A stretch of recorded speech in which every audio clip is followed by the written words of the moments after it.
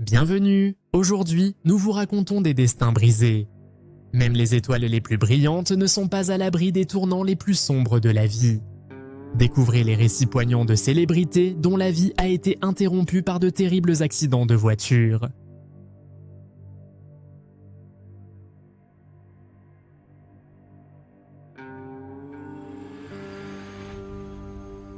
Le 30 septembre 1955, l'acteur James Dean conduisait sa Porsche 540 Spyder bien aimée vers Salinas en Californie. Il devait participer à une course automobile. À 24 ans, la carrière de James était en pleine ascension. Il était jeune, talentueux et séduisant, avec une aura de mystère et de rébellion qui captivait le public. Mais James Dean aimait aussi la course, une passion récente qui allait bientôt se heurter tragiquement à sa vie et à sa carrière. Né à Marion dans l'Indiana, James Byron Dean grandit avec un esprit inquiet et une détermination à laisser son empreinte dans le monde. Il étudia le théâtre à UCLA et se distingua rapidement comme un talent remarquable. Les réalisateurs étaient attirés par son talent et son intensité, ce qui aboutit à sa performance révélatrice dans À l'Est d'Éden d'Elia Kazan. Il était l'un des acteurs les plus prometteurs de sa génération. Il aurait peut-être pu devenir l'un des plus grands acteurs du monde, mais c'était sans compter sur sa passion pour la vitesse et le danger. Fin septembre 1955, James Dean venait de terminer le tournage d'un film intitulé Géante. Il avait hâte de retourner dans le monde de la course automobile. Il rêvait apparemment de participer un jour à la célèbre course d'Indianapolis 500. Si vous appréciez ces histoires troublantes, n'hésitez pas à vous abonner à Flippantes Histoires et à activer la cloche de notification. Ainsi, vous ne manquerez aucune de nos prochaines vidéos qui vous feront découvrir les mystères les plus sombres. Son succès financier récent grâce à l'Est d'Éden lui avait permis d'investir dans sa passion. Il acheta une moto Triumph Tiger et une Porsche 356 Speedster. James échangea plus tard la Porsche 356 contre une voiture plus rapide et plus performante, une Porsche 550 Spyder décapotable. Il la surnomma affectueusement Little Bastard, un nom qui resterait dans l'histoire. Le 30 septembre 1955, James Dean se trouvait chez Competition Motors à Hollywood. Il était accompagné de son mécanicien Porsche, Rolf Wütherich. Ils avaient pour but de préparer la Little Bastard pour la course de Salinas. Au départ, Dean avait prévu de remorquer la Porsche derrière un break jusqu'à la course. Mais Wütherich suggéra que Dean conduise la Spyder jusqu'à Salinas pour s'habituer à sa nouvelle voiture. Après l'accord de Dean, Wütherich, Bill Hickman, un cascadeur de Warner Bros. Et le photographe Sanford H. Roth quittèrent Hollywood. Ils se dirigèrent vers le nord sur la US Route 99. Ils s'arrêtèrent brièvement pour faire le plein d'essence vers 15h30. Ce jour-là, Dean fut arrêté par la police autoroutière de Californie au sud de Bakersfield. Il fut verbalisé pour excès de vitesse à 105 km/h dans une zone limitée à 90 km/h. Le groupe se dirigea ensuite vers l'ouest sur la SR 166 et SR 33 en direction de Blackwell's Corner. Ils utilisaient un itinéraire bien connu des conducteurs de voitures de sport. Une fois là-bas, ils rencontrèrent un autre groupe de pilotes.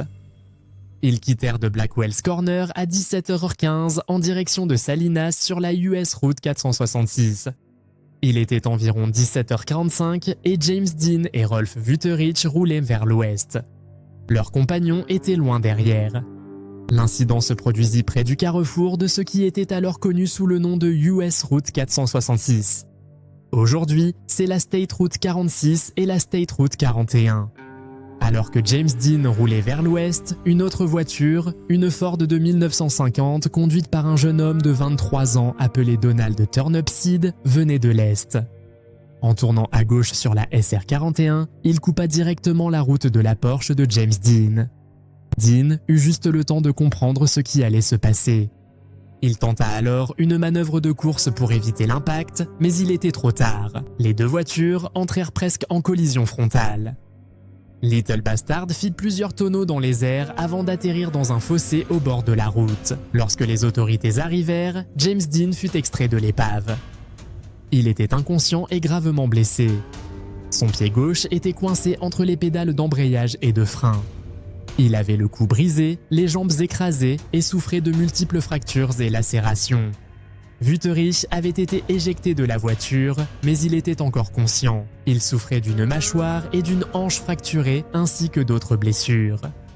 Le conducteur de la Ford, Donald Turnipseed, ne subit que des blessures mineures. James Dean fut transporté à l'hôpital commémoratif de guerre de Paso Robles. Le 30 septembre 1955 à 18h26, il fut déclaré mort à son arrivée. Une enquête tenue le 11 octobre 1955 conclut que la mort de Dean était accidentelle. Turnipseed ne fut pas reconnu coupable de faute. Cependant, cet accident hantera Turnipseed pour le reste de sa vie et il parla rarement de cet événement publiquement. La nouvelle de la mort de James Dean choqua le monde et Hollywood. Son film le plus célèbre, La Fureur de vivre, fut diffusé près d'un mois après la mort de Dean. Le film immortalisa l'acteur et contribua à forger l'image d'un héros tragique parti trop tôt. En juin 1967, la célébrité de Jayne Mansfield avait commencé à s'estomper. Mais l'actrice restait connue pour son apparence de bombe sensuelle et sa volonté de jouer des rôles provoquants. Jayne n'eut jamais l'occasion de retrouver sa place sous les projecteurs. Le 29 juin 1967, l'actrice décéda dans un tragique accident, un accident encore entouré de mystères. Jayne Mansfield est née Vera. Jane Palmer le 19 avril 1933 à Bryn Mawr, en Pennsylvanie. Elle avait toujours rêvé de devenir célèbre. À 17 ans, Jane épousa Paul Mansfield. Le couple déménagea ensuite à Hollywood où Jane poursuivit sa carrière d'actrice. Mansfield était une femme intelligente. Elle comprit rapidement qu'elle pouvait créer une image audacieuse et capter l'attention du public. C'est ainsi qu'elle devint l'une des premières Playboy Bunnies. Elle se démarqua lorsqu'elle fut nommée Playmate du mois de Playboy en février 1955. Qu'il s'agisse d'exposer sa poitrine en public ou d'être la première actrice à être filmée nue à l'écran dans le film Promise, Promise en 1963, Mansfield était bien connue pour ses coups d'éclat provoquants. Elle avait une maison rose, plusieurs chihuahuas et une rivalité avec une autre bombe blonde d'Hollywood, Marilyn Monroe. Cependant, lorsque Monroe décéda en 1962, Jayne Mansfield en fut profondément affectée. « Peut-être que je serai la prochaine », déclara-t-elle de manière inquiétante. Une prédiction qui allait se révéler étrangement exacte. Il était minuit passé le 29 juin 1967. Jane avait terminé une performance dans une boîte de nuit à Biloxi dans le Mississippi. Elle entama un long trajet vers la Nouvelle-Orléans pour une apparition télévisée. Cette nuit-là, elle se rendait à la Nouvelle-Orléans avec son petit ami Sam Brody et leur chauffeur Ronnie Harrison. 3 de ses enfants dormaient à l'arrière de la Buick Electra 225 de 1966. Les 4 chihuahuas de Jane étaient également dans la voiture. Ils voyageaient le long de la route côtière. Après avoir franchi le pont Anderson Point et le pont de la baie de Saint-Louis, ils firent une brève halte au White Kitchen, un célèbre restaurant ouvert 24 heures sur 24 près de la frontière entre le Mississippi et la Louisiane. Cependant, après cet arrêt, le voyage prit un tournant sombre. Sur la Highway 90, une épaisse brume commença à se déposer sur les marais. Cela obscurcissait la visibilité et rendait la route sinueuse encore plus dangereuse. Les choses devinrent encore plus dangereuses lorsque la Buick traversa les premières heures embrumées du matin à grande vitesse. Un camion anti-moustique avançait lentement, rendant la visibilité encore plus difficile. Son insecticide se mélangea à la brume naturelle, produisant un brouillard dense et aveuglant. Ainsi, Jane, son petit ami Sam et leur chauffeur Ronnie ne virent pas le semi-remorque de 18 roues qui roulait lentement devant eux.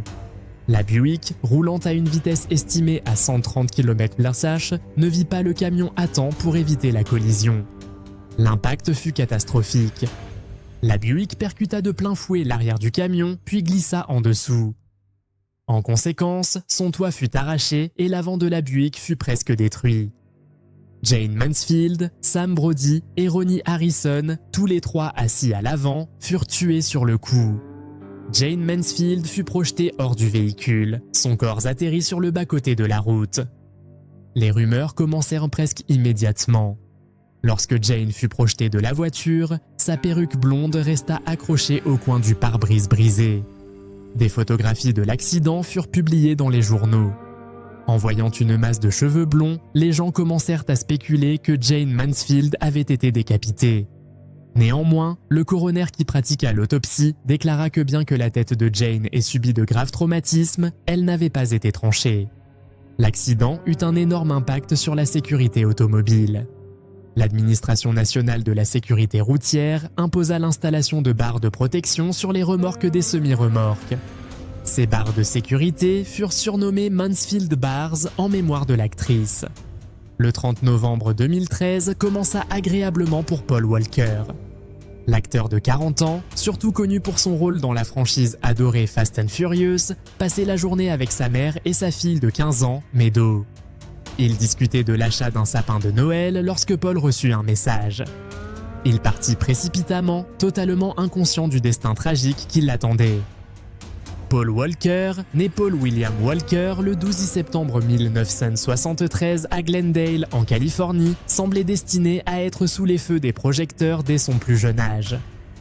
Sa carrière débuta à l'âge de 2 ans avec une publicité pour Pampers. Il enchaîna avec de petits rôles dans des séries télévisées comme Highway to Heaven et Charles in Charge. Sa carrière prit son envol à la fin des années 1990 avec des films tels que Pleasantville et She's All That. Cependant, c'est son rôle de Brian O'Connor, un policier infiltré dans The Fast and the Furious, sorti en 2001, qui le propulsa vers la célébrité. Paul Walker était connu pour sa passion pour les voitures et les courses, ainsi que pour son engagement dans des œuvres caritatives. Le 30 novembre 2013, il assista à un événement caritatif organisé par son association Reach Out Worldwide. L'événement se tenait dans un garage de voitures de haute performance appartenant à Paul et à son ami Roger Rodas. Après l'événement, Paul et Roger décidèrent de faire un tour dans une Porsche Carrera GT de 2005. Une voiture de sport à haute vitesse réputée difficile à manier.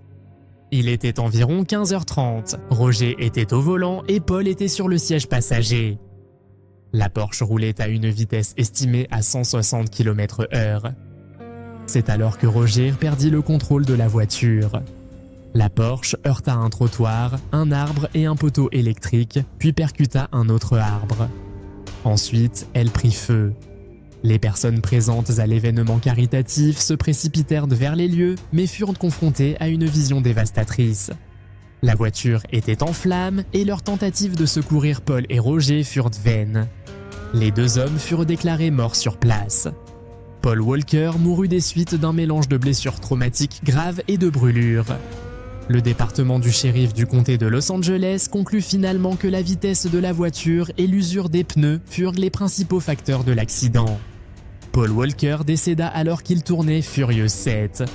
Son frère Cody Walker intervint pour aider à terminer les scènes restantes. Des effets spéciaux en CGI furent utilisés pour rendre hommage à la mémoire de Walker à l'écran. Bessie Smith, l'une des figures les plus influentes de l'ère du jazz, était une force redoutable. Surnommée l'impératrice du blues, elle était vénérée pour sa voix puissante et sa profondeur émotionnelle. Mais lorsque sa vie fut tragiquement écourtée dans un terrible accident de voiture, des rumeurs et des controverses autour de sa mort commencèrent à se répandre. Le 26 septembre 1937, Bessie et son compagnon Richard Morgan roulaient sur la route 61 entre Memphis, Tennessee et Clarksdale, Mississippi. Il était presque 2 heures du matin. Richard était au volant. Devant eux se trouvait un camion qui avançait lentement. Richard tenta de le dépasser, mais il évalua mal la vitesse du camion. Cette erreur provoqua une collision latérale à grande vitesse. Le toit de leur véhicule fut arraché et Bessie, qui se trouvait sur le siège passager, subit des blessures terribles. Son bras droit fut presque sectionné au niveau du coude et elle souffrait de graves écrasements sur le côté droit de son corps. Un premier témoin, un chirurgien nommé Hugh Smith, la trouva. Il comprit immédiatement que Bessie avait besoin de soins médicaux d'urgence. Finalement, alors que l'état de Bessie se dégradait, 2 ambulances arrivèrent. En raison des lois de ségrégation dans le sud profond, Bessie fut transportée à l'hôpital afro-américain J.T. Thomas de Clarksdale. Son bras dut être amputé, mais Bessie Smith ne retrouva jamais conscience. Elle succomba à ses blessures ce matin-là. Avant de devenir la princesse Grace de Monaco, elle était Grace Kelly, une actrice hollywoodienne extrêmement célèbre. L'ascension de Grace, passant de star de Hollywood à royauté, fascinait le monde entier. Lorsque sa vie s'acheva tragiquement le 14 septembre 1982, la planète entière pleura. Le 13 septembre 1982, la princesse Grace et sa fille de 17 ans, la princesse Stéphanie, revenaient à Monaco depuis leur maison de campagne à Roccagel en France. Ce matin-là, Grace congédia son chauffeur et décida de conduire elle-même. Cependant, alors qu'elle parcourait les routes sinueuses de la Côte d'Azur à bord de leur Rover 3D500, Grace perdit brièvement connaissance. En réalité, elle venait de subir ce que les médecins appelleraient plus tard un léger accident vasculaire cérébral. Par conséquent, Grace perdit le contrôle du véhicule.